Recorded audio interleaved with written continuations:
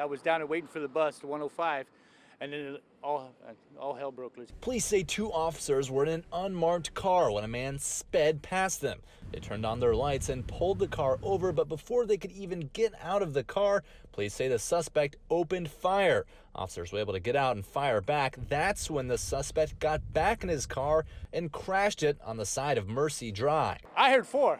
I've been over to Afghanistan. I'm a war-tested veteran, so. And I grabbed one of the girls from the Dodge dealership. She was ducking down. I said, I just jumped on her. When this Cadillac was towed away, you could see its smashed front end, shattered back window, and several bullet holes. Once that car was towed away, you could see the trail of destruction it left behind, splintering this power pole and eventually ending up crashing through this concrete sign, leaving it completely destroyed. Police Chief Orlando Rolón says the officers rushed over to help the man before paramedics got there. He says a gun was found in the car. What the reason the individual had for opening fire on the officers, at this point we don't know. I want you to have a seat. Oh, I'll have a seat. I'm going to walk around my quick car out there around the block. No, have a seat. You've been standing a long time. Corporal Natalie Bartomak makes it a point to stop by her friend Jean's home regularly. She met the 99-year-old World War II veteran responding to a call. Jean had been out working in the yard, came inside to find his wife of 60 years, May, unresponsive on their living room floor and called 911. She was one of the first people here. She stayed right here with me, and I guess I wasn't in very good shape. Getting to know him and getting to talk to him that day, I said, I should come back and check on him. The corporal's grandparents had also been married for more than 60 years, her grandmother passing first. Her grandfather died a month later. I felt like if I came here and I checked on him and I made sure that he had what he needed, that it would brighten up his day and hopefully give him a little bit of hope to keep wanting to go on. So at least once a week, she pops in to check on Jean. This lady here,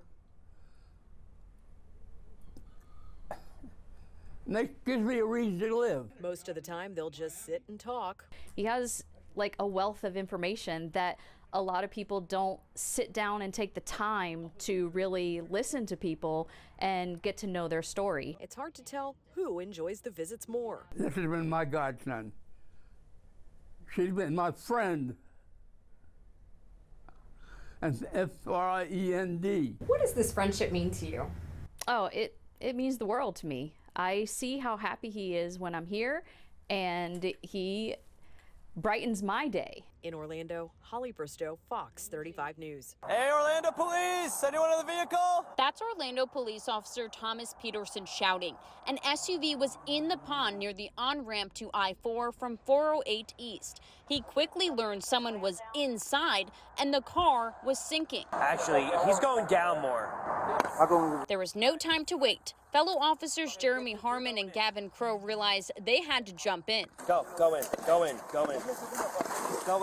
They broke the front window open to get the man out. Once Gavin punched a window, that's when all the water started flowing into the car, so we had to pull him out through the driver's window.